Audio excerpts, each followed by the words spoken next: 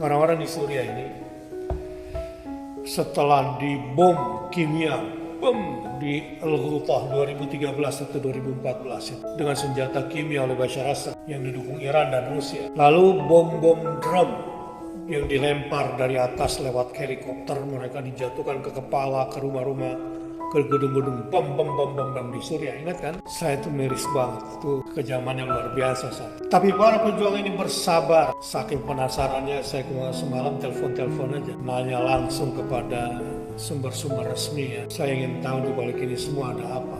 Ternyata mereka itu bekerja lama, kira-kira 8-10 tahun. Diam-diam, gak ada posting, gak ada kumpul-kumpul, dia mau ngumpul di mana gitu untuk merencanakan kemenangan Islam. Mereka sibuk merajut persatuan diam-diam. Mereka duduk dan menyusun kembali mulai dari nama dan tema. Mereka memperbaiki hubungan dengan Allah bersama-sama, bekerja dalam senyap. Momen pun datang akhir. Bertahun-tahun mereka bersabar, tidak muncul, tidak posting, nggak genit, ya, menampakkan semua pekerjaannya karena ingin mendapatkan pertolongan Allah Subhanahu wa taala. Bahkan musuh terkecoh, dianggap mereka sudah tidak ada karena sudah tidak pernah tampil lagi. Ketika Rusia sibuk dan gak selesai dan bakal panjang perang melawan Ukraina, ketika Iran pun terpukul dan ternyata tidak sehebat yang digambarkan di Lebanon Selatan, begitu gampang Israel menghancurkan Hizbullah,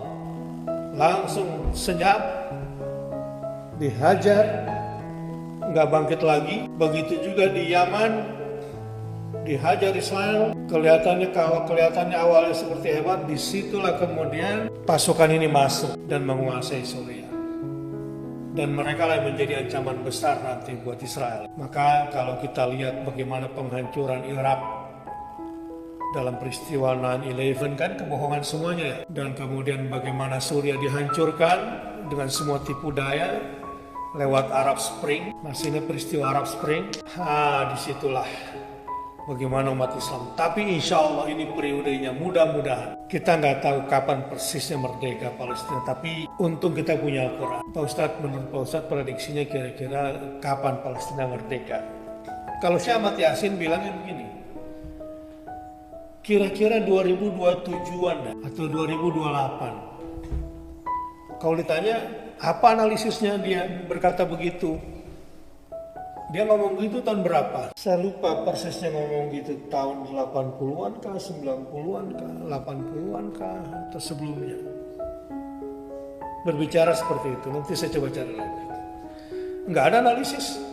Terlalu jauh dong untuk menganalisa tahun 2027 atau 2028, itu enggak.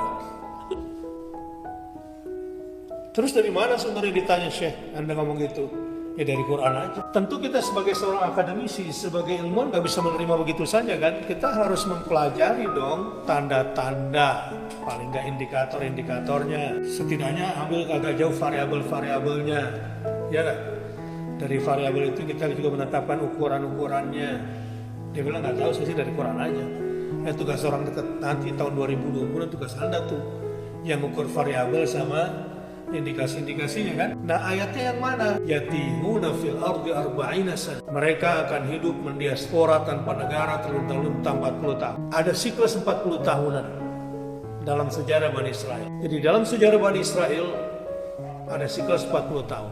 Maknanya setelah mereka 40 tahun berjuang, menanglah di tahun 48 menguasai Palestina. Berarti 40 tahun berikutnya dari tahun 48 sampai tahun 88 mereka akan merasakan kejayaan. Periode kedua, 40 tahun kedua, nah di situ mereka akan mulai masa turun, bisa landai, bisa progresif. Grafiknya tuh. Berarti 88 tambah 40 sama dengan berapa? 2028. Jadi kalau Israel Raya mau didirikan dari tahun 48, 40 tahun dia merasakan kenikmatan dan membangun kekuatan sampai tahun 88. Prosesnya dia mungkin menikmati dari 88 tambah 20 tahun lah katakan sampai 2008, 20 tahun berikutnya mungkin dia akan mengalami penurunan seperti hari ini 2024 ya. Kalau perang ini panjang sampai 2028, mudah-mudahan habis mereka.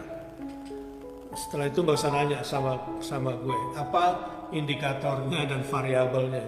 Tugas Anda sebagai peneliti untuk melihat. Dan apa yang terjadi di Suriah hari ini? Suriah adalah bagian daripada Syam. Syam Sagir itu Suriah. Syam Kabir adalah Palestina. Ada nggak indikatornya? Secara cocok logi masuk nggak? Jadi bersyukurlah kalau punya Quran itu. Kalau Quran ngasihnya langsung substansinya. Tentang akhirat pun diceritain. Ya, bagaimana di akhirat itu secara detail. Tapi kalau ditanya variabelnya apa? Tugas kamu di dunia ini. Pelajari bumi ini seperti apa. Pelajari secara astronomi langit itu bagaimana. Buktikan dengan akalmu, dengan ilmumu. Di situ kan. Tapi untungnya Al-Quran sudah kasih bocoran. Sehingga logika kamu. Misalnya ditanya, apakah tentara Suriah yang sekarang berkuasa di Suriah, pasukan pemberontak, disukai oleh masyarakat atau tidak? Harus survei dulu kan seharusnya. Ya. Ternyata jawabannya gampang. Ngapain lama-lama survei itu? Lihat tuh. Pasukan belum datang, masyarakatnya udah demo agar rezim jatuh. Saya berharap pasukan ini masuk. Dan mereka sudah kumpul di tengah kota, mayoritas masyarakatnya. Jadi gak perlu survei, memang diuntungkan di pasukan sekarang ini. Jadi yang membuat begitu cepat dalam tempo 12 hari, Idlib, Aleppo, Homs sampai kepada Damaskus sebagai ibu kota dalam tempo 12 hari. Walaupun ada dua kelompok faksi lain anti rezim tetapi bukan dari kelompok Islam itu ada, tapi itu kecil.